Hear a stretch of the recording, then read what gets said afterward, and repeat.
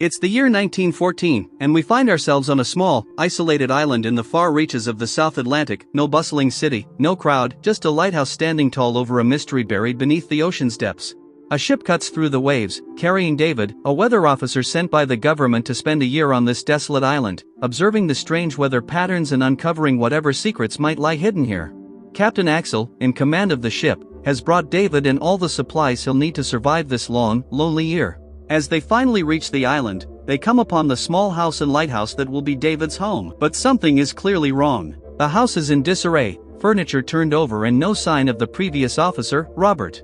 Hoping to find him, they hurry to the lighthouse, only to be met with an unsettling sight. The entire entrance has been barricaded with sharp, wooden stakes, as if someone, or something, wanted to make sure that no one ever went inside. Captain Axel and David knocked on the lighthouse door again and again, but there was no answer. Finally, they forced the door open and stepped inside. At the very top of the lighthouse, they found a man named Gruner lying down. When they asked him about the missing weather officer, Gruner responded carelessly, saying that he was dead. He had fallen ill with some terrible disease. When the captain pressed him for more details, Gruner's answer grew even stranger, suggesting that maybe someone had killed him. David and Captain Axel were both shocked by Gruner's words and began to wonder if he was in his right mind.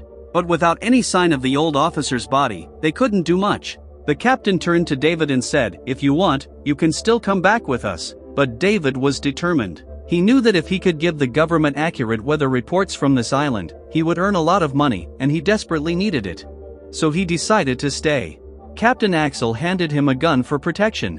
Perhaps this place wasn't as safe as it looked. After the ship left, David worked to make the small house more livable. While cleaning up, he found an old diary that belonged to the previous officer. It revealed that the man had come to this island in 1913. The diary had plenty of notes about the island, but many things were left unfinished or unclear. There were also rough sketches of strange animals that David didn't understand. Maybe the old officer had been lonely and was just passing the time. On one page, David found a photo of the officer's wife. Tired from reading the diary, David drifted off to sleep. The next morning, he started his weather work. But as he walked down to the sea, something strange stopped him. Among the rocks, he noticed stones carefully arranged in a pattern, with seashells placed in between them in an odd way. David wondered if Gruner had done this, but he couldn't be sure. Thinking this, David got back to work, focusing on the weather data he had come here to collect.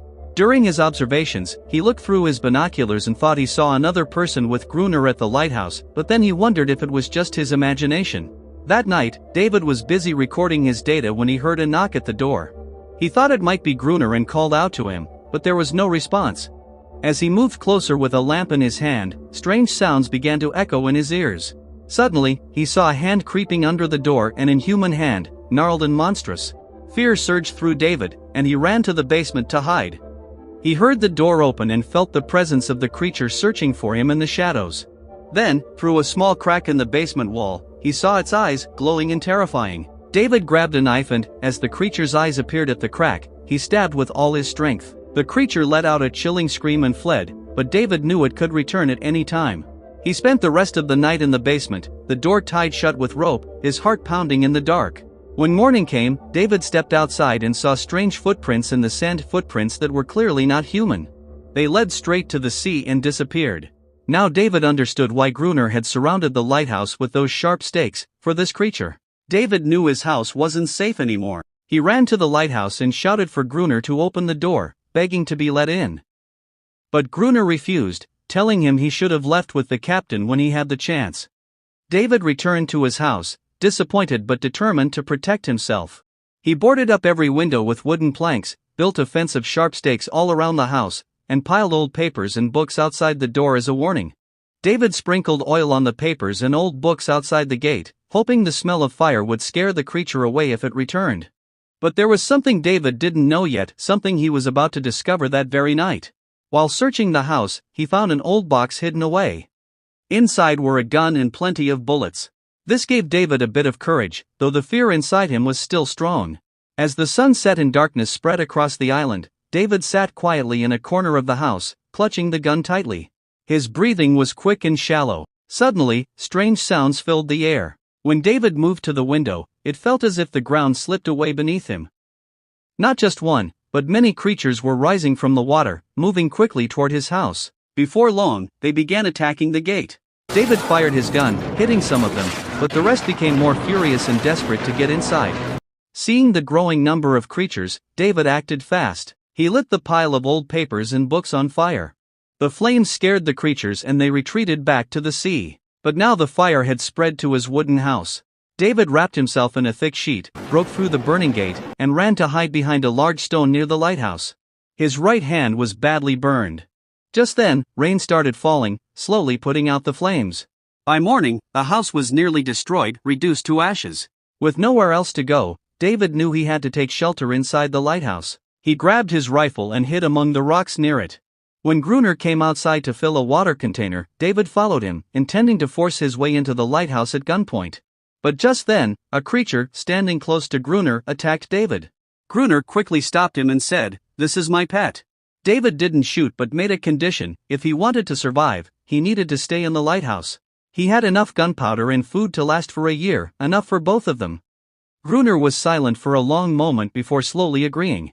That evening, they brought the remaining food inside the lighthouse together.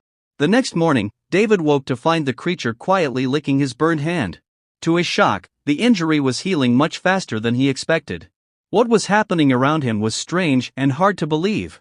At the top of the lighthouse, David watched as Gruner carefully counted the bullets from the old gun, with the strange creature quietly helping him. This showed David that the creature wasn't violent, which surprised him. Now, David wanted to learn more about this and hoped to reveal the truth about this mysterious creature to the world, something truly miraculous. The strange female creature had come from the deep, dark sea. If the world found out about her, David and Gruner would become famous. But Gruner didn't want any of that. He didn't want to leave the island. Gruner believed no one could live freely in society. Everyone is either a slave or a servant to someone else. That's why this island was perfect for him. Here, he considered himself a king, master of his own rules. He had even destroyed parts of the island to prove his power. But how did this strange female creature become Gruner's pet? Years ago, Gruner had saved her when she got caught in his fishing net. She was small and helpless then, and from that day, she stayed with him, obeying his every command. Gruner was an angry man and never treated her kindly. Their relationship was complicated and harsh. He was cruel to her, and once when she fought back, Gruner punished her so severely that she started seeing herself as his servant. Maybe that's why every night, creatures like her rise from the sea, trying to take him back. But they cannot attack during the day. David, however, didn't want to live on the island any longer. He wanted to signal any passing ship and escape. Gruner told him no ships ever came here, but David refused to believe it. He felt trapped and suffocated. As night fell, Gruner warned David to prepare for an attack. The creatures came out of the sea in large numbers, moving toward the lighthouse. Gruner fought fiercely, firing his gun constantly. But David was terrified and retreated inside. Despite Gruner's pleas, David just sat in a corner until he fainted. Gruner kept fighting alone through the night. The next morning, Gruner woke David angrily and laid down the rules. If David wanted to stay in the lighthouse, he had to obey everything: fetch water, do all the chores, and stand guard with him at night, whether he liked it or not. It was a hard life, but necessary for survival. David agreed to the work, but one thing he could never accept was the way Gruner cruelly treated the female creature every day. Still, living alone on a deserted island for years can break anyone's mind, and David suspected Gruner's mind wasn't well. That night, as they prepared for guard duty, the creatures emerged again from the sea. But this time, David wasn't scared. He fired his gun while Gruner stayed inside, closing the gate and quietly watching. Gruner wanted David to learn how to fight, warning him that if he didn't, he would die out there. David screamed for help during one fierce night of fighting, but Gruner didn't come to his aid. The battle went on through the dark hours until morning. When the sun rose, Gruner found David outside the lighthouse gate, soaked in blood but no longer afraid. He had finally learned how to fight these creatures. Days turned into weeks, and this island slowly became David's prison. By day, he managed Gruner's lighthouse and chores. By night, he defended himself from the relentless attacks. Still, he always dreamed of escaping, wondering when he'd finally be free. Over time, something unexpected happened. David developed a strange friendship with the female creature. He named her Anarius and began to feel sympathy for her, understanding how lonely and trapped she must be, just like him, living apart from her own kind. Interestingly, the attacks from the creatures started to lessen. David thought maybe they migrated like birds do in winter, or maybe they had learned that fighting was useless. But Gruner insisted this was not true. The creatures were breeding, and their numbers were growing. One evening, after dinner, David and Gruner played chess to pass the time. But Gruner made a critical mistake. They got so absorbed in the game that they forgot to light the lighthouse. In the darkness, the creatures launched a massive attack.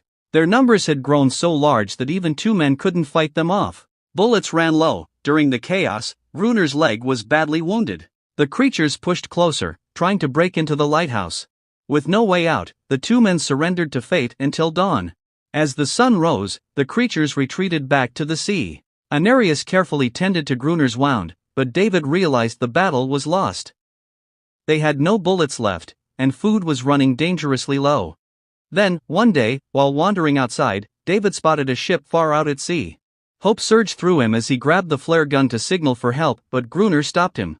Gruner didn't want David to leave. At that moment, Anarius attacked Gruner, trying to protect David. Gruner was desperate to keep control. This island was his kingdom, where he was the king and Anarius his obedient servant. After years of isolation, Gruner finally had someone to talk to, and he wasn't willing to lose that life or let David go. The ship slowly disappeared beyond the horizon, leaving David with nothing but despair. Days passed with Gruner continuing his cruel treatment,